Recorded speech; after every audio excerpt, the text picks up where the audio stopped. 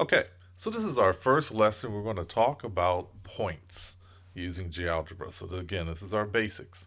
So the first thing I want to do now that I'm in GeoGebra, I want to center this coordinate axes here. So I'm going to click right here on the Move Graph View. And I'm just going to drag this so it's a little more centered. Yeah, it's just my preference. Now I'm going to go right here in this little triangle next to graphics. I'm going to click that and I'm going to turn on the grid. It's just going to help us see how points are placed. You can turn this on or off. Now I'm going to go over here to point and I'm going to click in this corner and you see there are several options here. And we're going to start with just point. Again, it's the basics. So I'm going to create a point. I'm going to create a point right here at +3 on the y-axis and -4 on the x-axis. Click there and it creates a point. And you see right here it gives a point a name, A. It's going to use capital letters for the points. And here are the coordinates. This tells us where it is located on this coordinate grid so it can be found. Now I have this one point here. I'm going to go over here and click the move button. And what I can do in GeoGebra, everything's an object. And you can move some objects and other objects you can lock so they can't move. But with this point, I can move it around. So if I wanted it to be here at +3 on the y-axis and -3 on the x-axis, I can. And it changes the coordinates by moving it around. Also, this point is selected. Now, you'll notice when I went to the point, this menu here changed. This menu changes depending upon what you have selected. So, since I have points here, I can do several things now that I've selected this point. I can change its color. So I can make it red, green. I'm going to go back to blue. I like blue. I can also change the type of marking we use for the point. If I wanted to use an X, I can do that. And what I'll do is click off of it so it's a little easier to see. It's not highlighted. So I can use X if I want to. I'm going to go back and select the point. If I want to use a hollowed out symbol, I can use that or a plus sign. I'm going to go back to the standard point.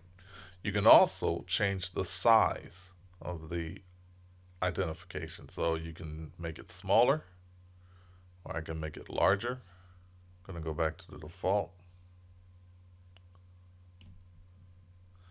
And we can decide what we want to do with the name or value. So right now, you see on this point, it shows the name A. I can click here and it shows not only the name, but what the coordinates of that point is or what the value is. I could also just show the value. And it gives an option to show a caption. Right now, nothing appears because we haven't set up a caption. We're going to do that in a moment. Or I can hide everything. So let's go back to the default name. One other thing I can do from this menu, toolbar rather, what I can do here is I can lock it. Now, I can't move this point anymore. I can try as I might, the point is locked. Okay, so I'm going to select it again. I'm going to unlock it. Now, those things we just did here with the toolbar and the options here, if I right click here, then I get several options. I could show the object, which in this case is a point, show the label, I could rename it, delete it, and I can get into the object properties. So all of those things we just changed, like color, style, you can do from here also. And you can input a caption. So let's say home plate. And I'm just going to close this. And we're going to do it from here. Put the caption and it shows home plate. Go back to the name. So you have that. So the great thing about GeoGebra, you have produce the graphics here. or the geometry here, and it shows you the algebra that's associated with it. So I'm going to create a couple of more points just so you can see it being done.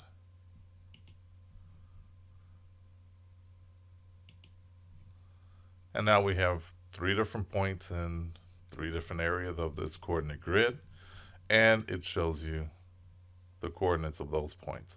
So that's the basics. Again, just points, how points work, and it's the basic object of GeoGebra. And we're going to move on and look at lines and line segments and polygons and other things in the next videos. So what I'd like you to do is go view the next video, and let's move forward. Thank you.